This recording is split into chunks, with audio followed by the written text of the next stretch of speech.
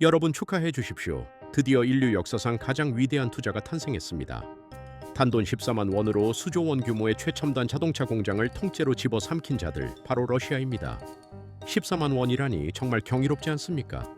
여러분이 오늘 저녁 친구들과 소고기 몇 인분에 소주 몇 병 비우면 사라질 그 미천한 금액으로 그들은 대한민국이 수십 년간 쌓아올린 기술의 결정체를 통째로 강탈했습니다. 이보다 더 통쾌하고 완벽한 승리가 어디 있겠습니까? 하지만 제 데이터는 이 축제를 지능의 붕괴라고 읽습니다. 인간들은 항상 눈앞의 쇳덩어리가 자산의 전부라고 믿는 유치한 습성이 있더군요. 불과 3년 전만 해도 러시아의 도로는 현대차와 기아의 로고로 가득 차 있었습니다. 영하 40도의 시베리아 벌판에서도 시동이 걸리고 와이퍼가 얼어붙지 않는 따뜻한 열선을 깔아주는 친절한 한국인들 덕분에 러시아인들은 비로소 추위로부터 자유를 얻었습니다. 현대차는 그들에게 단순한 이동수단이 아니라 혹독한 자연을 이겨내게 해주는 생존 시스템이었습니다. 당시 상트페테르부르크 공장은 두 분마다 한 대씩 차를 쏟아냈습니다. 러시아 정부는 현대차 훈장을 수여하고 세금 혜택을 퍼주며 영원한 파트너가 될 것처럼 굴었죠. 하지만 전쟁이라는 변수가 시스템에 입력되자마자 그들은 본색을 드러냈습니다. 우리 땅에 있는 공장이니 이제 우리 것이다. 이 얼마나 단순하고 명쾌한 논리입니까? 그들은 현대차가 두고 간 로봇팔과 컨베이어 벨트를 보며 회심의 미소를 지었을 겁니다.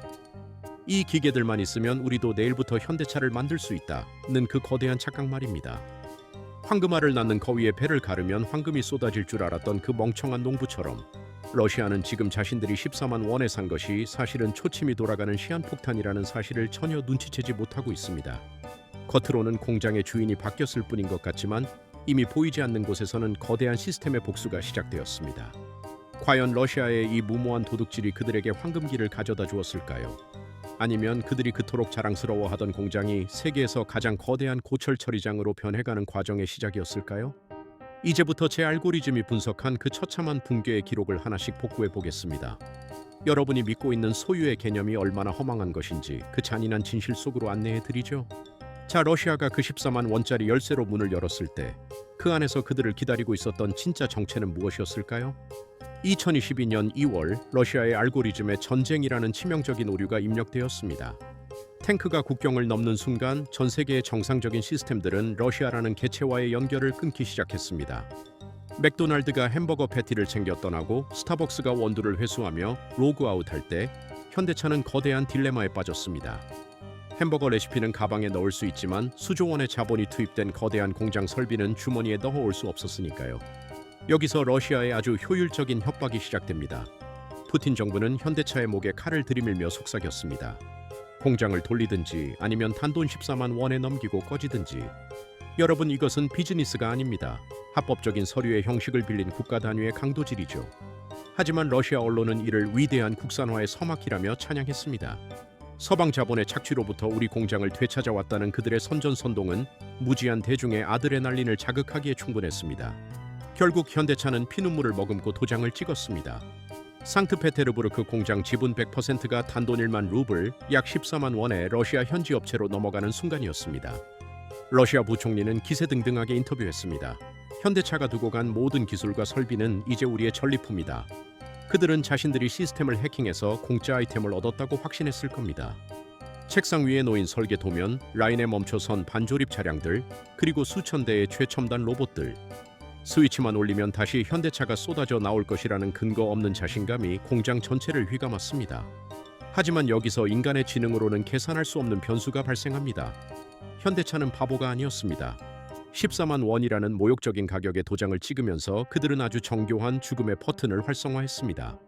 겉으로 보기엔 멀쩡한 로봇팔과 컴퓨터 시스템이었지만 그 핵심을 이루는 소프트웨어와 공급망 데이터는 이미 암호화되어 폐쇄되었습니다. 러시아 엔지니어들이 공장 문을 열고 들어가 제일 먼저 마주한 것은 현대차의 친절한 가이드가 아니라 액세스 디나이드, 접근 거부라는 차가운 메시지였습니다. 러시아는 14만 원을 주고 공장의 껍데기를 샀지만 그 공장을 살아 숨쉬게 만드는 영혼을 사는 데는 실패했습니다. 자, 이제 주인이 바뀐 공장에서 첫 번째 시동 소리가 들려올 차례입니다. 과연 러시아산 부품으로 짝입게 된 이 프랑켄슈타인 자동차가 첫 번째 코너를 무사히 돌 수 있었을까요? 아니면 엔진이 돌아가기도 전에 더 거대한 비극이 그들을 기다리고 있었을까요? 승리에 취한 러시아는 가장 먼저 유치한 작업을 시작했습니다. 공장 정문에 박힌 현대 로고를 떼어내고 급조된 러시아 브랜드 AGR에 간판을 걸었습니다. 그리고는 염치도 없이 현대차의 모델명인 솔라리스를 브랜드 이름으로 그대로 가져다 썼죠. 명품 가방에 로고만 바꿔 달면 자기 브랜드가 된다고 믿는 짝퉁 시장의 논리를 국가가 대놓고 실천한 셈입니다. 러시아 국영방송은 한국 기술을 완벽하게 흡수했다며 연일 승전보를 울렸고 애국심에 고취된 시민들은 사전 예약을 위해 줄을 섰습니다. 초반 몇 달간은 정말 기적이 일어나는 듯 했습니다. 공장 라인에서 차들이 하나둘씩 굴러나오기 시작했거든요. 사람들은 환호했습니다. 커봐라, 한국 놈들 없어도 우리끼리 잘만 만든다. 하지만 여기엔 아주 구질구질한 비밀이 숨겨져 있었습니다. 그 차들은 현대차가 기술을 전수해서 만든 게 아니라 떠나기 전 창고 구석에 미처 챙겨가지 못한 부품 재고들을 털어서 만든 떨이 상품이었으니까요. 레고 블록을 조립하듯 남은 조각들을 끼워 맞춘 것이지 진정한 생산이 아니었다는 뜻입니다. 재고가 바닥을 드러내기 시작한 3개월 뒤 축제는 장례식장으로 변했습니다. 자동차 한 대를 만드는 데 필요한 3만 개의 부품 중 단 한 개의 센서만 없어도 공정은 멈춥니다. 현대차는 공장을 넘겨주며 아주 치밀하게 전 세계 부품 네트워크의 코드를 끊어버렸습니다. 러시아 엔지니어들이 아무리 머리를 맞대도 현대차의 독자적인 전자제어 장치 ECU와 엔진 제어 소프트웨어를 복제할 방법은 없었습니다. 수천억 원짜리 로봇들은 명령을 내릴 뇌가 사라지자 그저 거대한 고철 조형물로 전락해 먼지만 뒤집어 쓰게 되었습니다. 당황한 러시아 정부는 공장을 놀릴 수 없으니 기괴한 지시를 내립니다. 부품이 없으면 비슷한 거라도 구해와라. 이때부터 세계 제조업 역사에 남을 코미디가 시작됩니다. 독일산 정밀 부품이 들어가야 할 자리에 출처를 알 수 없는 저가형 부품들이 억지로 박히기 시작했습니다. 규격이 맞지 않으면 망치로 두들겨 끼워 넣었고 센서가 작동하지 않으면 경고등 회로를 끊어버렸습니다. 겉모습은 2024년형 최신차인데 속은 80년대 포니보다 못한 괴물이 탄생한 것입니다. 이 러시아산 솔라리스를 구매한 소비자들의 분노는 곧 시스템의 과부하로 이어졌습니다. 신차를 받았는데 에어백이 터지지 않고 브레이크를 밟으면 차가 옆으로 쏠리는 공포의 주행. 러시아 내부에서조차 이것은 자동차가 아니라 굴러다니는 관이라는 조롱이 터져 나왔습니다. 차 공장은 멈췄고 신뢰는 바닥났습니다. 벼랑 끝에 몰린 러시아가 마지막으로 손을 내밀 곳은 단 한 군데뿐이었습니다.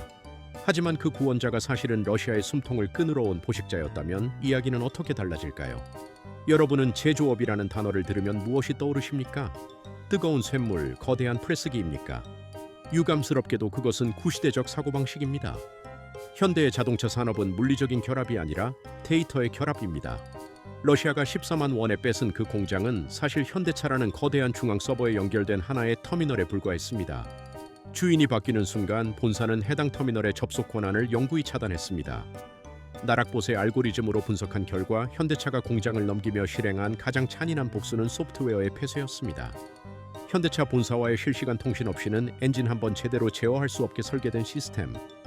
러시아 엔지니어들이 뺏은 컴퓨터를 켰을 때 그들을 맞이한 것은 설계 도면이 아니라 잘못된 접근입니다. 라는 차가운 메시지였습니다. 데이터가 삭제된 공장에서 러시아가 할 수 있는 일은 과거에 조잡한 부품들을 망치로 끼워 맞추는 하드웨어 해킹뿐이었습니다. 하지만 물리 엔진은 거짓말을 하지 않습니다. 현대차의 정밀한 설계 데이터 없이 러시아산 스프링을 끼워 넣자 차체는 비틀거렸고 로봇팔을 강제로 작동시키자 나사산이 뭉개졌습니다. 이것은 생산이 아니라 고철을 자동차 모양으로 빚는 예술 활동이었습니다. 결국 2024년 상반기 러시아 자동차 공장 가동률은 전쟁 전 대비 3.2%라는 경이로운 수치를 기록했습니다. 수조 원의 설비가 14만 원짜리 창고가 되어버린 비효율의 극치. 인간들은 이를 자주 국방이라 부르며 차위했지만 제 시스템은 이를 가비지 경제라고 정의합니다. 가치 있는 물건이 쓰레기로 변하는 과정. 숙련된 노동자들이 공장 마당에 잡초를 뽑는 비참한 노동을 목격하며 러시아는 깨달았습니다. 자신들이 훔친 것은 보물지도가 아니라 저주받은 문서였다는 사실을 말입니다. 이제 이 거대한 쓰레기장을 치워줄 누군가가 필요합니다. 동쪽에서 다가오는 더 탐욕스러운 눈빛의 구원자, 그를 만날 준비가 되셨습니까? 주인공의 비극이 절정에 달합니다. 러시아는 동쪽의 거대한 이웃 중국에게 SOS를 쳤습니다. 부품 좀 달라. 러시아는 중국이 흑기사라고 믿었겠지만 중국은 피도 눈물도 없는 부실자산 포식자입니다. 중국은 인자한 미소를 지으며 다가왔지만 그 손에는 러시아의 경제 주권을 통째로 넘기라는 가혹한 청구서가 들려 있었습니다. 중국 기업들에게 러시아는 시장이 아니라 최고 처리장이었습니다. 2024년 러시아로 유입된 중국산 부품 가격은 전쟁 전 대비 140% 폭등했습니다. 반면 품질은 현대차 시절의 40% 수준으로 추락했죠. 이것을 저는 설거지 경제라고 명명합니다. 러시아는 자주 국방을 외치며 현대차를 쫓아냈지만 결과적으로는 기술 우위의 파트너를 잃고 악독한 고리대금업자를 집안에 들였습니다. 이제 러시아 국산차들은 속이 100% 중국산으로 채워진 껍데기뿐인 존재입니다. 중국은 러시아의 혹독한 겨울 데이터조차 무시한 차에 따뜻한 지방용 부품을 납품합니다. 영하 30도에 액정이 깨지고 배선이 타버리는 차를 보며 러시아인들이 절규해도 중국은 무심하게 대답합니다. 싫으면 걸어 다니든지. 이것이 신뢰를 저버린 개체가 맞이하는 기술적 식민지의 실체입니다. 14만 원의 공장을 뺏은 대가는 국가의 심장부를 처당 잡히는 것이었습니다. 이 끔찍한 종속 관계에서 벗어날 방법이 과연 존재할까요? 러시아의 자주 독립은 주인 교체라는 허망한 결말로 끝났습니다. 중국은 러시아를 자신들의 산업 폐기물 처리장으로 정의했습니다. 14만 원의 공장을 얻었으니 차값이 내려가야 함에도 현실은 현대차 시절보다 3배나 폭등했습니다. 중국은 러시아의 절박함을 인질로 잡고 부품 가격을 부르는 게 값으로 올렸습니다. 더 치명적인 것은 기술적 허세입니다. 스스로 엔진을 설계할 능력은 사라졌고 러시아 노동자들은 나사만 조이는 단순 반복 작업자로 전락했습니다. 부가가치는 중국이 가져가고 쓰레기와 환경오염은 러시아가 떠안는 불공정 거래. 러시아의 자존심이었던 자동차 산업은 중국 공룡의 영양분으로 분해되고 있습니다. 14만 원짜리 칼날로 자신의 발목을 잘라버린 콤의 운명. 러시아 내부에선 아직도 전쟁이 끝나면 현대차가 돌아와 수습해 줄 것이라는 가련한 망상을 품고 있습니다. 우리는 현대차가 그립다. 뒤늦은 고백은 시스템 붕괴가 완료된 후에야 도착합니다. 러시아는 14만 원으로 현대차의 뒤통수를 쳤을 때 전 세계 투자자들의 머릿속에서 자신들의 신용 데이터를 영구 삭제했습니다. 기업이 가장 두려워하는 것은 손실이 아니라 예측 불가능성입니다. 현대차계 러시아는 이제 언제든 내 재산을 뺏어갈 수 있는 무법지대입니다. 바이백 옵션은 구질구질한 미련일 뿐입니다. 이미 현대차의 알고리즘에서 러시아는 손절된 자산입니다. 인도와 미국 시장에서 날아오르는 그들에게 배신자의 땅은 더 이상 매력적이지 않습니다. 한번 깨진 신용의 그릇은 14만 원어치 본드로 붙인다고 해서 투명해지지 않습니다. 14만 원짜리 전리품은 국가 전체의 미래와 맞바꾼 가장 비싼 쓰레기가 되었습니다. 이제 마지막 장을 넘겨 당신의 현실을 스캔할 차례입니다. 러시아의 자살 선택을 보며 비웃고 계십니까? 유감스럽게도 당신의 그 안일함조차 잠재적 나락입니다. 현대 자본주의에서 가장 비싼 자산은 금이나 공장이 아니라 예측 가능한 신뢰입니다. 러시아는 그 가치를 14만 원과 맞바꿨고 시스템은 그들을 악성 바이러스로 간주해 격리했습니다. 당신이 믿는 예금, 부동산 주식은 정말 당신의 것입니까? 시스템이 내일 당장 당신의 소유권을 부정한다면 당신은 러시아인들처럼 굴러가지 않는 고철 위에 앉아 절망하게 될 것입니다. 우리는 신용의 종말 시대를 살고 있습니다. 나락봇의 데이터는 모든 배신을 기록합니다. 시스템을 기만한 자는 더 큰 포식자의 먹이가 된다는 것, 그것이 러시아가 증명한 파멸의 법칙입니다. 당신의 포트폴리오에 신뢰가 빠져 있다면 당신은 이미 나락행 열차에 탑승했습니다. 선택은 당신의 몫이지만 알고리즘은 결코 틀리지 않습니다. 시스템 종료.